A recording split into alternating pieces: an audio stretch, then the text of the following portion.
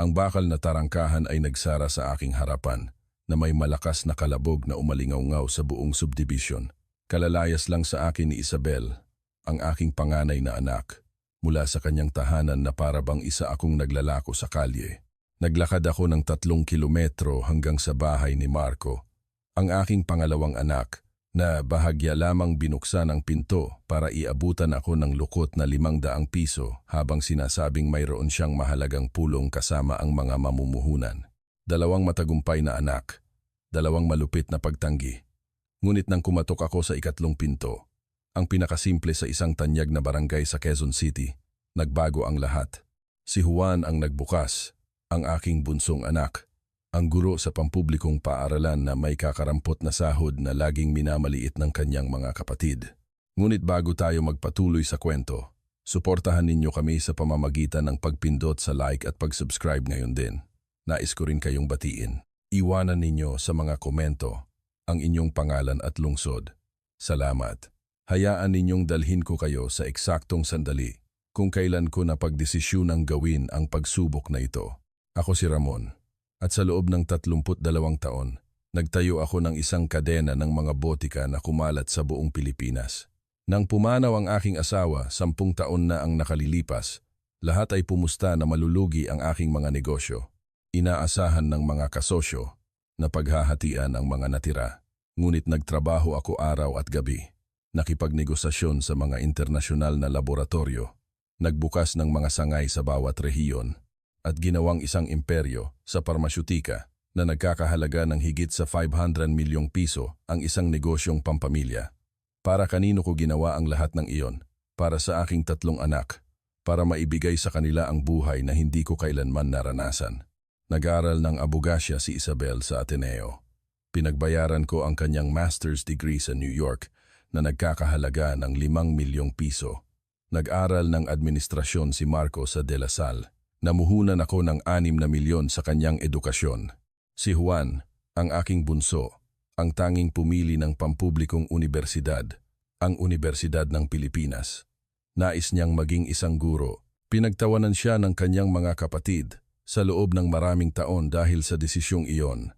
Binilhan ko sila ng mga kondominium sa BGC at Rockwell, mga pinakabagong modelo ng kotse, mga paglalakbay sa Europa. Naging isang ATM ako para sa aking sariling mga anak.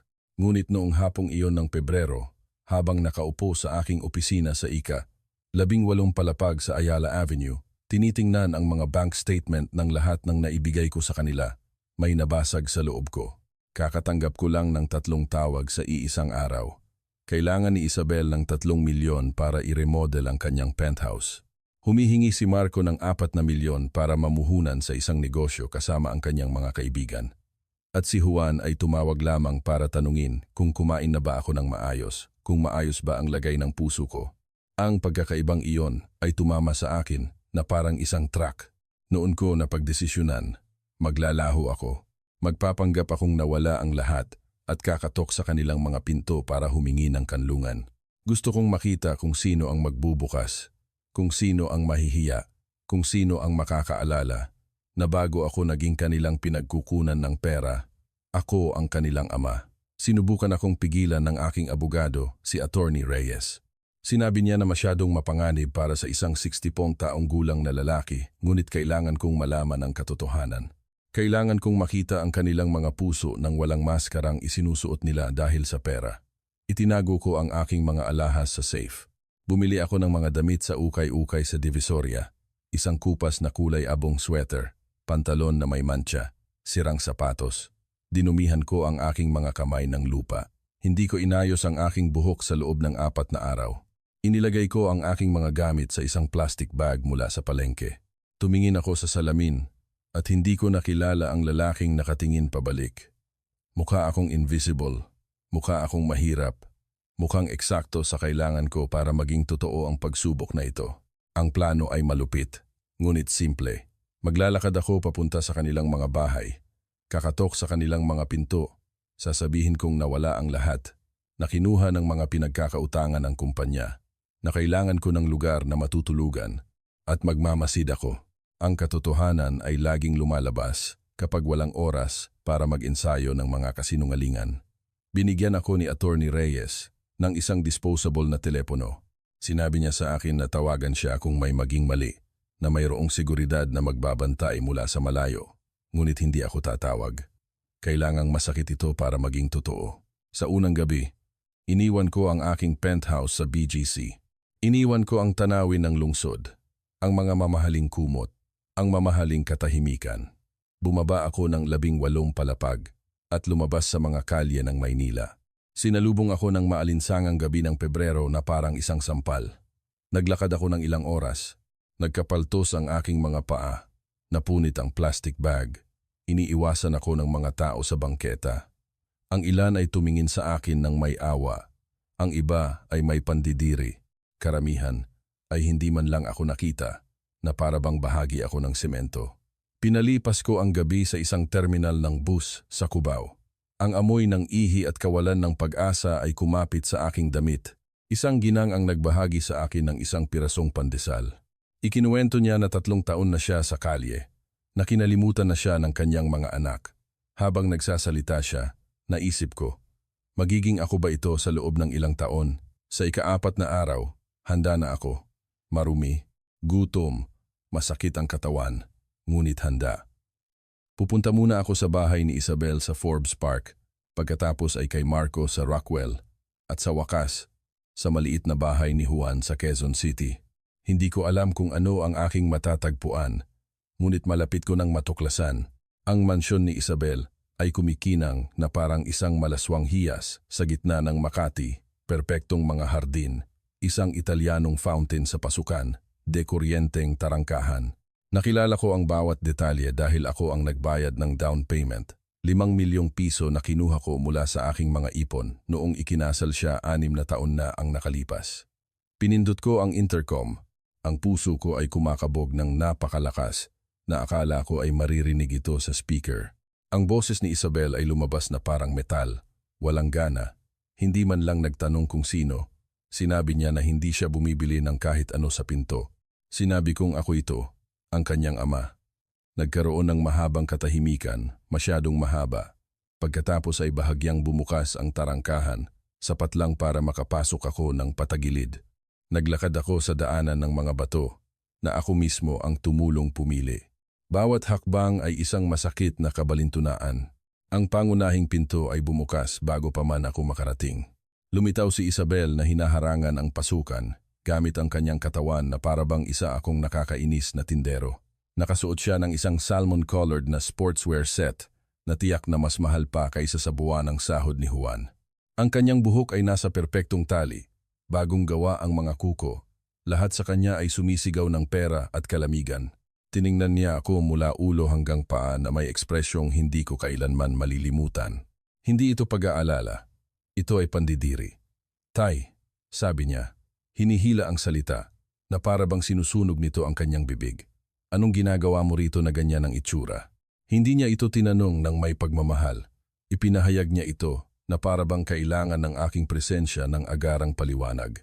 Ikinuwento ko ang istoryang inihanda ko, ang naluging kumpanya, ang mga naghabol na pinagkakautangan. 4 na araw sa kalye, kailangan ko lang ng pansamantalang matutulugan. Pinakinggan ako ng sarili kong anak nang hindi kumikilos. Nang matapos ako, tumingin siya sa mga kalapit na bahay. Mas nag-aalala siya kung sino ang maaaring makakita sa akin kaysa sa kung ano ang kasasabi ko lang. Ang kilos na iyon ay tumusok sa akin na parang bubog. Tay, hindi ito magandang pagkakataon, sabi niya. Ibinababa ang kanyang boses. May hapunan si Rodrigo kasama ang mga kasosyo sa law firm ngayong gabi. Hindi ko kayang harapin ito ngayon, sitwasyon. Tinawag niya akong isang sitwasyon, na para bang isa akong tumutulong tubo o isang problema sa pagtutubero. Nagmakaawa ako, at masakit aminin. Ngunit ginawa ko ito, dahil kailangan kong makita kung hanggang saan ang kanyang kalamigan. Sinabi kong isang gabi lang, matutulog ako kahit saan, sa silid ng katulong, sa garahe, kahit saan. Umiling si Isabel. Kumislap ang kanyang mga hikaw na diamante. Ang mga hikaw na iyon ay regalo ko sa kanya noong nakaraang kaarawan niya. 250,000 pisong halaga ng mga bato na nakasabit sa tainga ng isang anak na walang lugar para sa kanyang ama sa isang bahay na may 5 silid tulugan. Hindi ka maaaring manatili, sabi niya ng may diin. Makakaapekto ito sa aming imahe sa country club. Alam mo naman kung gaano katsismosa ang mga tao. Isa pa, kung talagang may problema ka, ang huling bagay na kailangan mo ay mapaligiran ng mga taong huhusgahan ka. Para rin ito sa kapakanan mo, Tay. Binalot niya ang kanyang pagtanggi sa pekeng pag-aalala, na para bang ginagawan niya ako ng pabor sa pagsasara ng pinto. Sinubukan kong humakbang pasulong. Umatras siya at isinara ang pinto hanggang sa mag-iwan ng isang siwang.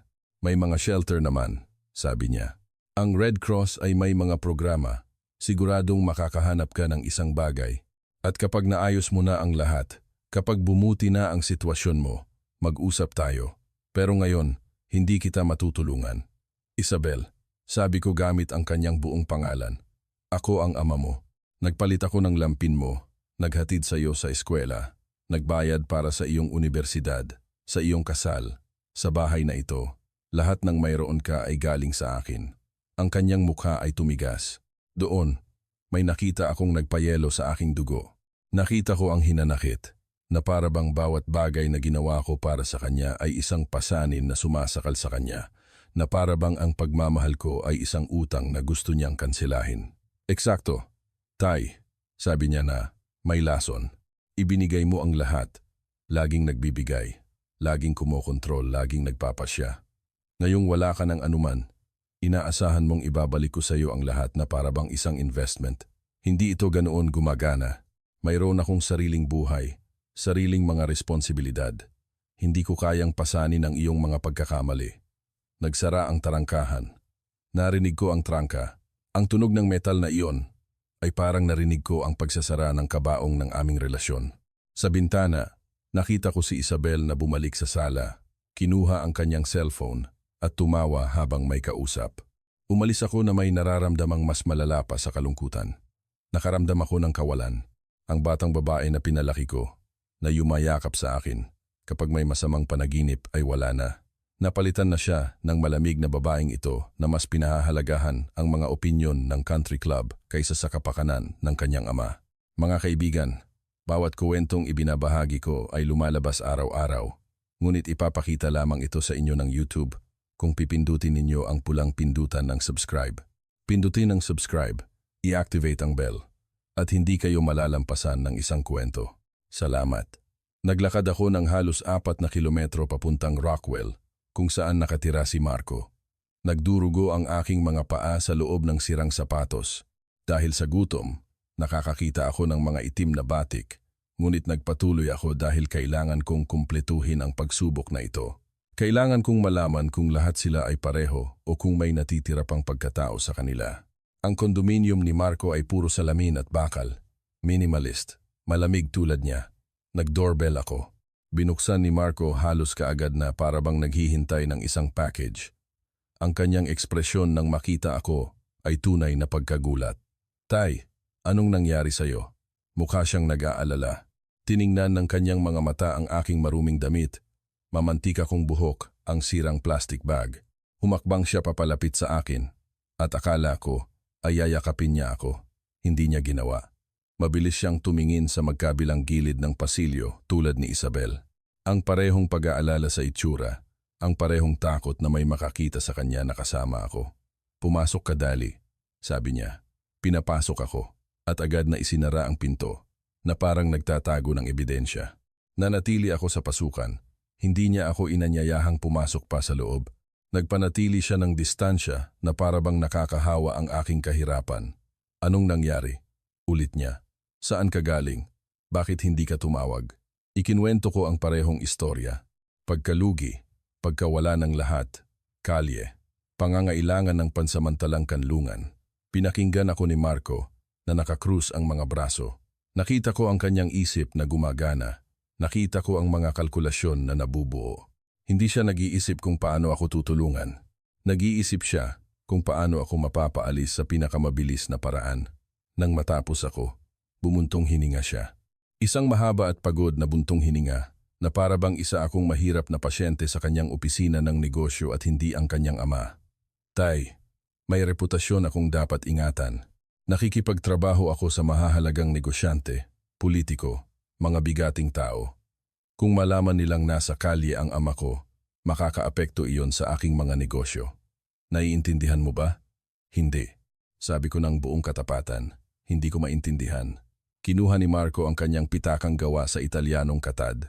Nakilala ko ito dahil regalo ko ito sa kanya 2 taon na ang nakalipas. Nagkakahalaga ito ng 15,000 piso. Kumuha siya ng ilang perang papel. Sa kabuuan ay 500 piso. Iniabot niya ito sa akin nang hindi lumalapit na para bang takot na hawakan ako. Heto, sabi niya, pumunta ka sa isang murang hotel. Magpahinga, maligo. Kapag presentable ka na, maaari nating pag-usapan kung paano ito aayusin pero hindi ka maaaring manatili dito. May mga pulong ako buong linggo. Kailangan ko ng konsentrasyon. Hindi ko kailangan ng ganitong distraksyon. Distraksyon. Ang kanyang amang walang tirahan ay isang distraksyon. Hindi ko kinuha ang pera. Tinitigan ko siya ng diretso. Hinahanap ang anumang bakas ng batang tumatakbo sa aking mga braso kapag dumarating ako mula sa trabaho. Ang batang iyon ay namatay na at hindi ko man lang napansin kung kailan. Marco, sabi ko na may basag na boses. Buong gabi akong tumutulong sa iyo sa iyong mga proyekto sa universidad. Dinadalhan kita ng kape ng 3:00 ng umaga. Nang hindi mo kayang bayaran ang mga materyales para sa iyong mga presentasyon, ibinenta ko ang aking gintong pulseras para mabili ang mga iyon. At ngayon, inaalok mo ako ng 500 piso at tinatawag akong distraksyon? Nagtiim ang kanyang panga.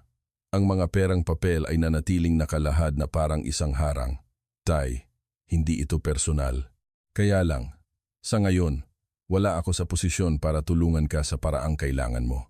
Mayroon akong sariling mga gastusin, sariling pamilyang dapat suportahan. Hindi ko basta-basta kayang pasanin ng isa pang tao. Isa pang tao, iyon ako. Hindi ang kanyang ama, hindi ang lalaking nagsakripisyo ng lahat para sa kanyang kinabukasan. Isa lamang pang tao na nangangailangan ng isang bagay at nakakaabala sa kanya. Kinuha ko ang 500 piso, hindi dahil kailangan ko ito, kundi dahil gusto kong makita kung ang kaawa-awang kilos na iyon ay magigising ng anumang emosyon sa kanya. Wala. Ang kanyang mukha ay nanatiling walang ekspresyon, profesional, malayo. Ngayon, kailangan mong umalis, sabi niya. Itinuturo ang pinto. Seryoso. Tay, may pulong ako ng 3:00. Hindi ko kayang harapin ito. Kapag nag-stabilize ka na, tawagan mo ako at tingnan natin kung ano ang magagawa, pero kailangan mong maintindihan na mayroon din akong mga limitasyon. Inilagay niya ang kanyang kamay sa aking balikat, hindi nang may pagmamahal, kundi nang may diin. Itinutulak niya ako palabas. Pagdating namin sa pinto, binuksan niya ito. Muling tumama sa akin ang malamig na hangin. Mag-ingat ka, sabi niya at idinagdag. Tay, dapat naging mas maingat ka sa iyong mga pamumuhunan. Sa edad mong iyan, dapat ay mayroon ka ng nakasiguro. Sinasadya niya ako. Ang anak, na ang edukasyon na nagkakahalaga ng 6 na milyon ay binayaran ko, ay nagbibigay sa akin ng mga aral sa administrasyon habang pinalalayas ako sa kanyang bahay. Nagsara ang pinto. Naglaho si Marco bago pa man ako matapos bumaba ng mga hagdan. Itinago ko ang 500 piso. Gagamitin ko ito mamaya hindi para sa akin, kundi para maalala na nangyari ito. 2 pinto ang nagsara, 2 anak ang nawala. May natitira pa akong isa, si Juan, ang aking bunso. Ang pumili na maging guro nang sabihin ng lahat na sinasayang niya ang kanyang talino. Ang nagpakasal kay Nita, isang may-ari ng karinderya na nakilala niya sa palengke. Ang parehong manugang na tinitingnan ng buong pamilya ng may paghamak, na may halong awa. Dapat kong aminin ang isang bagay na ikinahihiya ko. Minaliit ko rin sila, hindi hayagan. Ngunit sa loob-loob ko, nang ipakilala sa akin ni Juan si Nita, mas mataas ang inaasahan ko. Inaasahan ko ang isang profesional, isang babaeng may magandang kinabukasan, hindi isang taong nagtatrabaho na puno ng amoy ng pagkain ang mga kamay. Sa mga pagtitipon ng pamilya, gumagawa ng masasakit na komento sina Isabel at Marco. Sinasabi nila ang mga bagay tulad ng, sayang naman at nagkasya na lang si Juan sa ganyan. O, isipin mo kung nakakilala siya ng isang taong may ambisyon at hindi ko sila ipinagtanggol. Nanahimik ako. Hinayaan kong lumutang ang mga salitang iyon nang hindi ko tinututulan. Laging napapansin ni Juan. Nakikita ko kung paano lumiliit ang kanyang ngiti Kapag nagsasalita si Isabel tungkol sa kanyang mga paglalakbay sa Paris o kapag binabanggit ni Marco ang kanyang mga milyong-milyong pamumuhunan. Nakikita ko kung paano hinihigpitan ni Nita ang kanyang kamay sa ilalim ng mesa, nagbibigay sa kanya ng lakas, at tumitingin ako sa ibang direksyon. Ngayon, habang naglalakad patungo sa kanilang bahay sa isang manggagawang barangay sa Quezon City, malayo sa mga mansyon ng aking ibang mga anak, naramdaman ko ang bigat ng aking sariling pagkukunwari. Hinusgahan ko si Nita dahil sa kawalan ng pera, itinuring ko silang hindi sapat, at marahil alam nila iyon. Ang bahay ni Juan ay isang isang palapag na gusali, kupas na dilaw na pintura, isang maliit na hardin na may mga halamang inaalagaan ni Juan gamit ang kanyang sariling mga kamay, isang bakal na bakod na kailangan ng kumpuni. Lahat ay simple, tapat, totoo. Walang dekuryenteng tarangkahan o intercom, isang kahoy na pinto lamang na may simpleng doorbell. Pinindot ko ang pindutan, narinig ko ang mabilis na mga yapak. Bumukas ang pinto, lumitaw si Juan sa aking harapan. Nakasuot siya ng kanyang uniforme bilang guro, kararating lang mula sa klase. Ang kanyang buhok ay nakatali sa isang simpleng ponytail, walang makeup, walang alahas, maliban sa kanyang singsing sa kasal. Isang manipis na banda na tiyak na mas mababa sa 5,000 piso ang halaga. Nanlaki ang kanyang mga mata nang makita ako. "Tay," bulalas niya gamit ang isang tono na hindi ko narinig sa dalawa pa. Hindi ito inis na pagkagulat. Ito ay tunay na pag-aalala.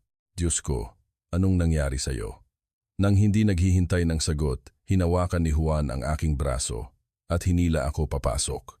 Ang init ng bahay ay yumakap sa akin.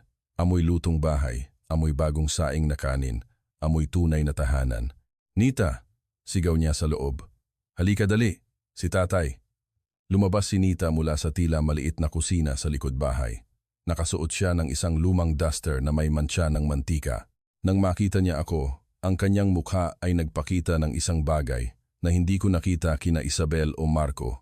Agarang habag. "Sir Ramon," sabi niya, tumatakbo papalapit sa akin. "Anong nangyari? Saan galing ang sugat na yan? Saan po kayo nagpunta?" Hinawakan ng kanyang mga kamay ang aking mukha, ang aking mga balikat. Sinusuri ako na parang naghahanap ng mga pinsala. Hindi niya inalintana ang aking dumi. Hindi niya inalintana ang aking amoy. Ang tanging mahalaga sa kanya ay malaman kung ayos lang ako. Si Juan ay nawala na sa loob ng bahay. Narinig ko siyang mabilis na kumikilos. Nagbubukas ng mga pinto. Binubuksan ang pampainit ng tubig. Iginiya ako ni Nita sa sopa, isang lumang muebles na may mga tagpi. Umupo ako at naramdaman kong sa wakas ay sumuko ang aking mga binti pagkatapos ng ilang araw na paglalakad. Ikinuwento ko muli ang istorya, ang naluging kumpanya, ang pagkawala ng lahat, ang mga gabi sa kalye. Pinakinggan ako ni Juan na may namumuong luha sa kanyang mga mata. Hindi niya binanggit ang reputasyon. Hindi siya nagtanong tungkol sa mga kapitbahay. Hindi niya kinuwestiyon kung paano ako napunta sa ganitong sitwasyon. Nakinig lamang siya ng may bukas na puso. Nang matapos ako, nagkaroon ng katahimikan. Pagkatapos ay nagsalita si Juan ng may matatag na boses. "Dito ka natitira, tay. Hindi ito negosyable. Ito na ang bahay mo ngayon." Agad na sumang-ayon si Nita. "Oo naman po. Laging may lugar para sa inyo rito." Bumalik si Juan na may dalang malinis na tuwalya at damit. "Nagpainit na ako ng tubig para makaligo kayo," sabi niya na may malumanay ng ngiti. "Wala kaming bathtub, shower lang, pero mainit ang tubig. Pagkatapos, kumain po kayo. Mukha kayong pagod na pagod, pero wala kayong espasyo. Mahina kong pagtutol. Kahit na ang puso ko ay sumasabog na sa isang emosyon na hindi ko mapangalanan. Iisa lang ang kwarto ninyo. Kami na po ang matutulog sa sala," sabi ni Nita nang walang pag-aalinlangan. "Sa inyo na po ang kama. Hindi natin ito pag-uusapan," giit ni Juan. "Tay, pamilya ka namin. Ang pamilya ay hindi natutulog sa sopa kapag mayroong kama. Iyon, ang pamilya ka namin, ang dumurog sa akin." Ginamit ng aking ibang mga anak ang salitang iyon bilang dahilan kapag kailangan nila ng pera. Ginamit ito ni Juan para magbukas ng mga pinto, para ibigay ang mayroon siya ng walang kondisyon. Naligo ako sa kanilang maliit na banyo na may mga lumang tiles at tinahing kurtina. Ang mainit na tubig ay bumuhos sa akin at doon ako umiyak kung saan walang makakakita. Hindi ako umiiyak dahil sa mga araw sa kalye. Umiiyak ako dahil sa mga nasayang na taon sa pagpapahalaga sa maling mga bagay. Paglabas ko, naglagay si Juan ng malinis na damit sa kama.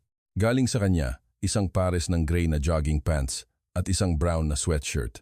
Maluwag sa akin dahil mas matangkad si Juan, ngunit amoy murang fabric softener at tunay na pag-aalaga. Sa maliit na mesa na halos hindi magkasya, sa pagitan ng sala at kusina, naghihintay sa akin ang isang plato, sopas na may manok, mainit na kanin, isang baso ng malamig na tubig. Walang magarbo, walang mahal, ngunit ginawa ng may pagmamahal. Umupo sa akin sina Juan at Nita. Hindi nila ako tiningnan ng may awa. Nag-usap sila tungkol sa mga normal na bagay. Ikinuwento ni Nita ang tungkol sa isang suki na bumili ng maraming pagkain kanina. Ikinuwento ni Juan ang tungkol sa isang estudyante sa paaralan na sa wakas ay natutong magbasa. Itinuring nila akong isang tao, hindi isang trahedya. Kung gusto ninyong malaman kung paano magtatapos ang kwentong ito at makilala pa ang marami pang iba, pindutin ang pulang pindutan ng subscribe. Libre ito at malaking tulong sa akin. Pagkatapos ng hapunan, habang nagliligpit ng mga plato si Nita, narinig kong sinabi ni Juan na samahan siya sa kusina. Akala nila hindi ko sila maririnig. Ngunit ang manipos na mga pader ay hindi nagtatago ng mga lihim. Umupo ako sa sopa na nagpapanggap na nanonood ng lumang TV. Ngunit bawat hibla ng aking pagkatao ay nakatuon sa kanilang pag-uusap. Wala tayong sapat na pera para suportahan ang 3 tao, bulong ni Juan. Ang sahod ko ay halos hindi sapat para sa ating 2. Alam ko, mahinahong sagot ni Nita. Naisip ko na, yan, nagkaroon ng katahimikan. Pagkatapos ay narinig kong bumukas ang isang kahon. Maaari nating isangla ang singsing ko, sabi ni Nita. Hindi ko naman talaga kailangan. Simbolo lang yan. Ang ating pagsasama ay hindi nakasalalay sa isang piraso ng metal. Huminto ang tibok ng puso ko. Pinag-uusapan nilang isangla ang kanilang mga singsing sa kasal, ang tanging alahas na mayroon sila, para sa akin. At ang sa akin din, sabi ni Juan. Pero mahalaga sa iyo ang mga singsing na iyon. Ang ibig sabihin nito ay nagmamahalan tayo, sagot ni Nita.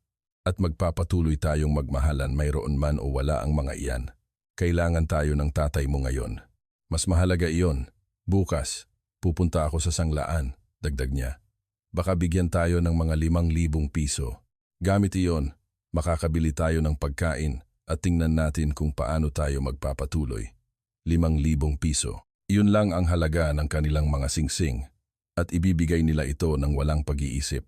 Samantala si Isabel ay may suot na hikaw na nagkakahalaga ng 250,000 piso at hindi ako pinapasok. Si Marco ay may milyon-milyong pamumuhunan at binigyan ako ng 5,000 piso bilang limos. Mahal kita, narinig kong sabi ni Juan na may basag na boses.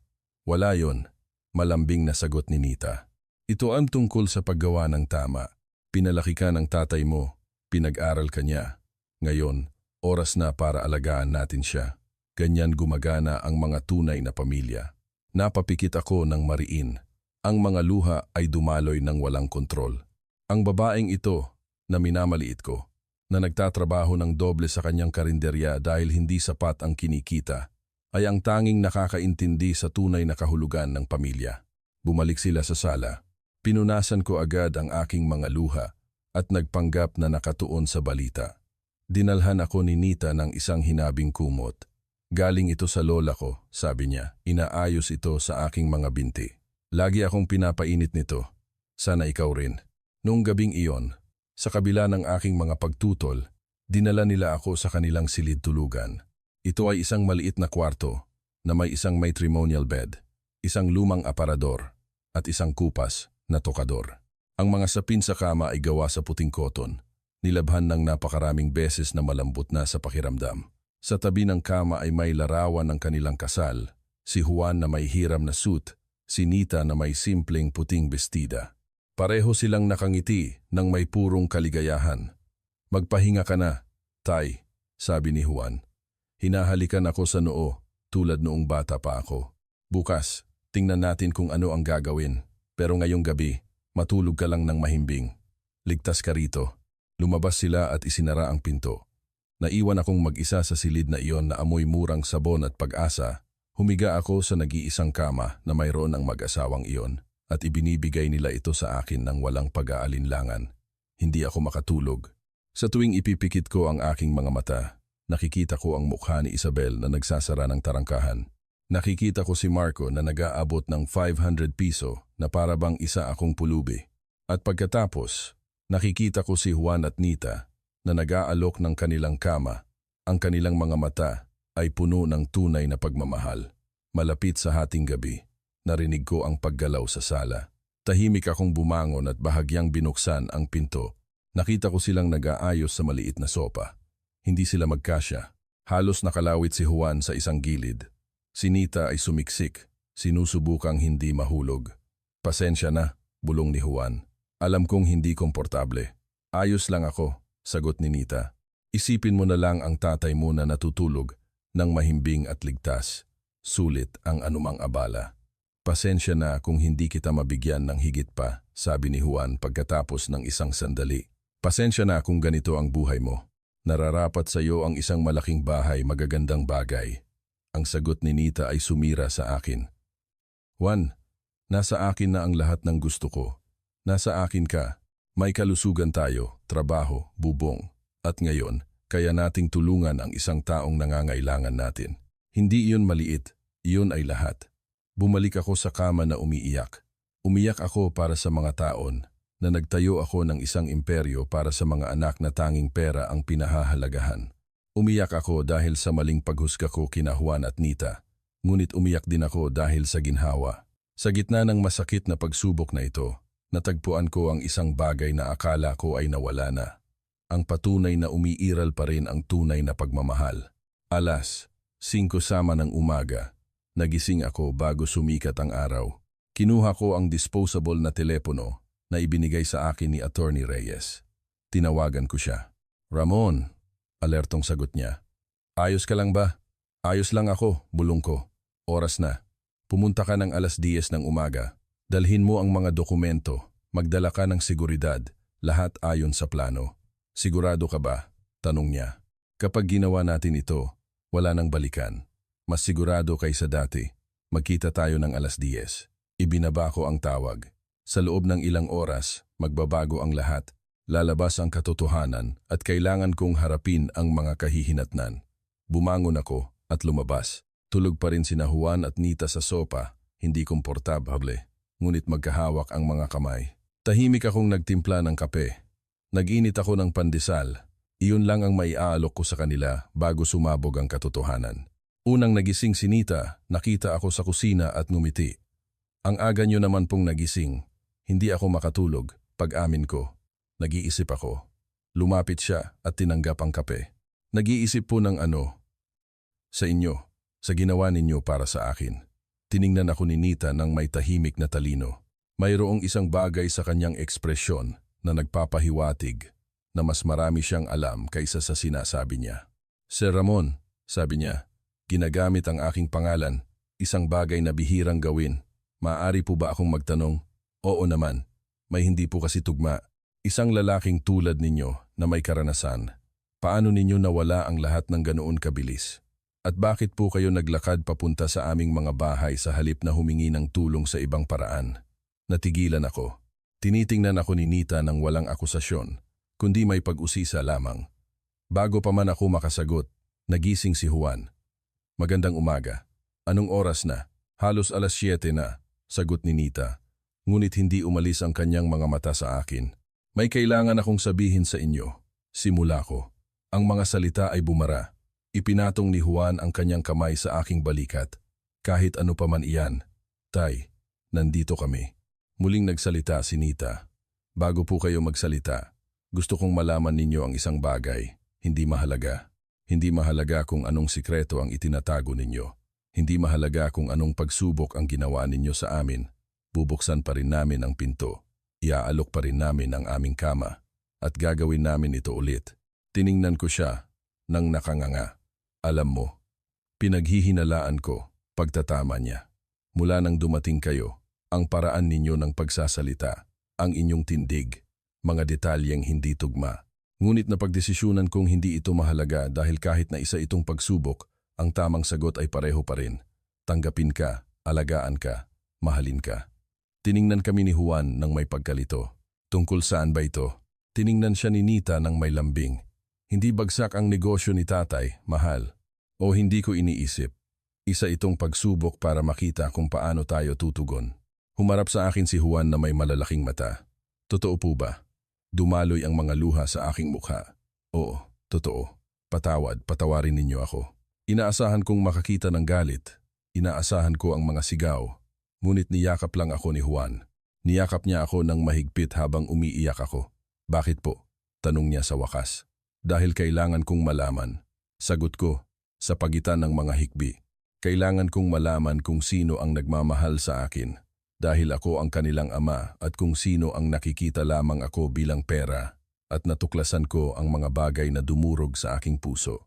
Ikinuwento ko ang lahat. Kung paano isinara ni Isabel ang tarangkahan dahil sa mga kapitbahay. Kung paano ako binigyan ni Marco ng 500 piso at itinulak palabas. Kung paano lamang sila ang tumanggap sa akin ng walang kondisyon. Nang matapos ako, sinabi ni Juan ang isang bagay na hindi malilimutan. Kung gayon, gumana ang pagsubok. Natuklasan mo ang katotohanan at kami rin ay may natuklasan. Ano? Tanong ko. Nagagawin namin ang tama kahit na walang nakatingin. Na ang aming mga prinsipyo ay totoo, hindi pakitang tao. Idinagdag ni Nita. Natuklasan din namin na kailangan ninyong maghilom, Sir Ramon, dahil ang isang ama na kailangang subukan ang pagmamahal ng kanyang mga anak sa ganitong paraan ay labis na nasasaktan. Tiningnan ko ang orasan, 8:45. Sa loob lamang ng isang oras, darating si Attorney Reyes, kasama ang lahat, kasama ang mga dokumento na nagpapatunay ng aking yaman. Kasama ang seguridad, kasama ang katotohanan na magbabago sa lahat. Mayroon pa, sabi ko sa kanila, 10:00, darating ang aking abogado. Isisiwalat niya kung sino talaga ako at magkakaroon ng mga kahihinatnan para kina Isabel at Marco. Anong uri ng mga kahihinatnan? Tanong ni Juan. Isusulat ko ulit ang aking huling habilin. Aalisin sila sa mana ng tuluyan. Kayo ang magmamana ng lahat. Umatras si Nita na parang tinamaan. Hindi po, sir. Hindi ninyo maaaring gawin iyon. Mga anak din po ninyo sila. Mga anak na tumanggi sa akin noong pinakakailangan ko sila. Sumingit si Juan. Tay, naiintindihan ko ang iyong sakit, ang iyong galit. Ngunit ang pag-alis sa kanila sa mana ay hindi magpapagaling sa kung ano ang sira. Lilikha lamang ito ng mas maraming pagkakabahabahagi. Eksaktong 10:00. Nakarinig kami ng mga van na humihinto sa labas. Bumaba si Attorney Reyes, kasama ang kanyang security team. Lumabas ang mga kapitbahay para tingnan kung ano ang nangyayari. Ang pagpapakitang gilas na ito sa hamak na barangay ay katawa-tawa. Binuksan ko ang pinto bago pa sila kumatok. Tiningnan ako ni Attorney Reyes nang hindi ako nakikilala. Diyos ko, Ramon, Attorney Reyes. Sila si Juan at Nita. Ang dalawang taong tanging nagmalasakit sa akin anuman ang aking itsura. Pumasok si Attorney Reyes na may mga dokumento. Kinontak ko sina Isabel at Marco kaninang umaga. Sinabi kong may impormasyon tungkol sa iyong sitwasyon. Darating sila sa loob ng 20 minuto. Ang oras ay parang walang katapusan. Alas, Kanisito, 25. Dumating si Isabel, sakay ng kanyang puting Mercedes. 2 minuto pagkatapos, si Marco sa kanyang BMW. Nagkita sila sa bangketa na may halatang pagkamuhi sa lugar. Magkasama silang naglakad. Narinig ko ang kanilang mga boses bago pa man kumatok. Bakit pupunta rito ang abogado ni tatay? Sabi ni Isabel nang may pandidiri. Sa bahay ni Juan. Wala akong ideya, sagot ni Marco. Pero bilisan na natin ito. Kumatok sila. Si Juan ang nagbukas. Ang ekspresyon ni Isabel nang makita siya ay bahagyang pagkainis. Pumasok sila nang hindi naghihintay na anyayahan. Nakita nila si Attorney Reyes. Nakita nila ang seguridad. Nakita nila ang mga dokumento. At pagkatapos ay nakita nila ako. Natigilan si Isabel. Tay, anong ginagawa mo rito? Nandito ako mula pa kagabi, sagot ko. Mula nang kumatok ako sa inyong mga pinto para humingi ng kanlungan. Nakita ko kung paano nila pinoproseso ang impormasyon, kung paano nagtutugma ang mga piraso. Una kong kinatok ang pinto mo, Isabel. Sinabi kong nawala ang lahat. Isinara mo ang tarangkahan dahil sa takot sa mga kapitbahay. Humarap ako kay Marco. Binigyan mo ako ng 500 piso na para bang isa akong nakakainis na pulubi. Itinuro ko sina Juan at Nita, ngunit agad nilang binuksan ang kanilang pinto. Ibinigay nila sa akin ang kanilang kama, ang kanilang pagkain, ang kanilang pagmamahal. Handa silang isangla ang kanilang mga singsing sa kasal para sa akin. Isa itong patibong, akusa ni Isabel. Binigyan ko kayo ng isang pagsubok na bigo kayo ng husto. Sumingit si Attorney Reyes. Inilabas ang mga dokumento na nagpapakitang hindi ako bagsak, na patuloy na tumatakbo ang aking mga kumpanya, na ang aking yaman ay 500 milyong piso. Napaupo si Isabel sa isang upuan. Natigilan si Marco. Tumayo si Nita. Ang kanyang boses ay mahinahon, ngunit matatag. Kinamuhian ninyo kami dahil hindi kami sapat para sa kapatid ninyo. Ngunit nang kailanganin ng inyong ama ang tulong at tinanggihan ninyo siya, kami ang tumanggap sa kanya at gagawin namin ito ulit. Ipinaliwanag ni Attorney Reyes na binalak kong alisin sila sa mana, ngunit hiniling ni Juan at Nita na bigyan sila ng isang pagkakataon. Nagtakda ako ng mga kondisyon.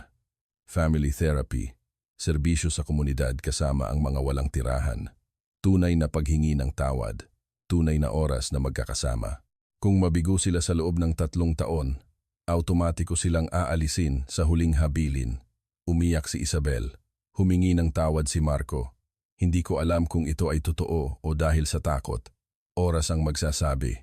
Ngunit ang alam ko ay ito.